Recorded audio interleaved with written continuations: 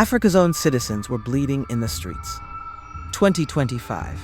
The African Union declared this the Year of Justice and Reparations for Africans and people of African descent, a global call to recognize centuries of exploitation, displacement, and stolen wealth.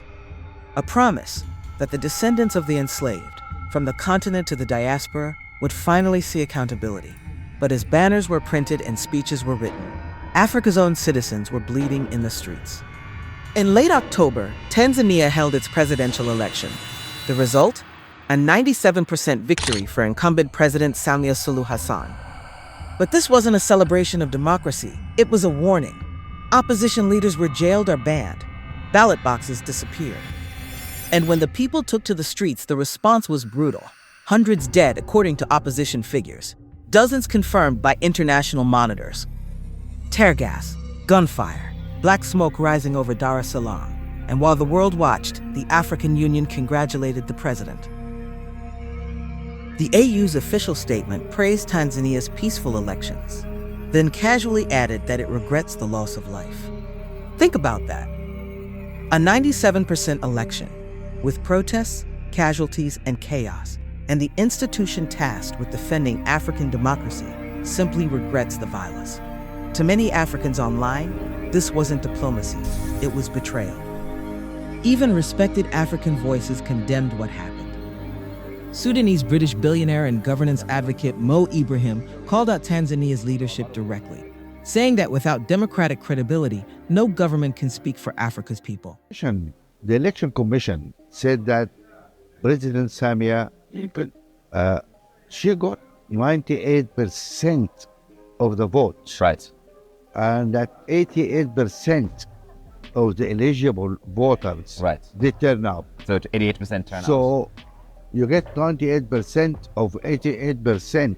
That's over 90%, well over 90% of the votes of the people. So if she is so wonderfully supported by the people, why then the need to do this? Why don't you have just a fair election and allow everybody? Why are you afraid? What are you afraid of? You know, let the ballot box sort it out.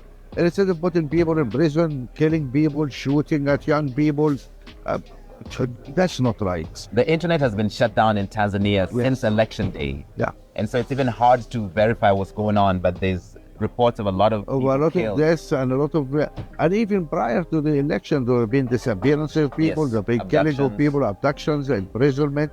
Why you need to do that? If you are so beloved by the country, if you're going to get over 90% of the vote, why don't you just relax and let a fair election take place instead of really smearing the whole process by blood unnecessary? Across X and other platforms, citizens across the continent erupted. They called it hypocrisy. They called it silence in the face of suffering.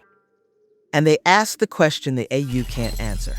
If you can't protect democracy in Africa, how can you represent Africans abroad? The outrage spread like wildfire, not because of politics, but because people are tired of institutions that speak in their name but act in their own interest. This isn't new. For decades, regional bodies have promised self-determination, yet reinforce the same systems that keep people powerless. The African Union says it stands for sovereignty. But whose sovereignty? The states or the people's? Because when institutions defend power instead of justice, they cease to be representatives. They become gatekeepers. The irony is unbearable. In the same year the AU declared justice and reparations for people of African descent, it ignored the cries of its own people for justice. Reparations is not a slogan. It's an act of moral repair, and moral repair begins with truth, not press releases. So when the AU calls for reparations on behalf of the global Black community, what credibility does it have? How can it demand justice from others when it can't deliver justice at home?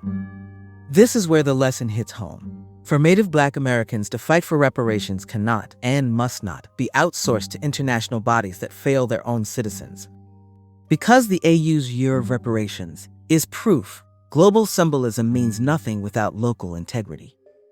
We, the lineage of America's freedmen, cannot depend on continental institutions, politicians, or celebrity activists to speak for us. Our justice must come from within our nation, through law, lineage, and historical accountability. The African Union wants the world to believe it's leading a moral revival. But Tanzania's election, that revealed the truth. This isn't the year of reparations. No, it's the year of repression. And until the institutions that claim to represent Black people prove they can protect their own, their moral authority is an illusion. Justice begins with truth. Truth begins with courage. And courage begins with the people. Not the politicians, not the institutions, the people.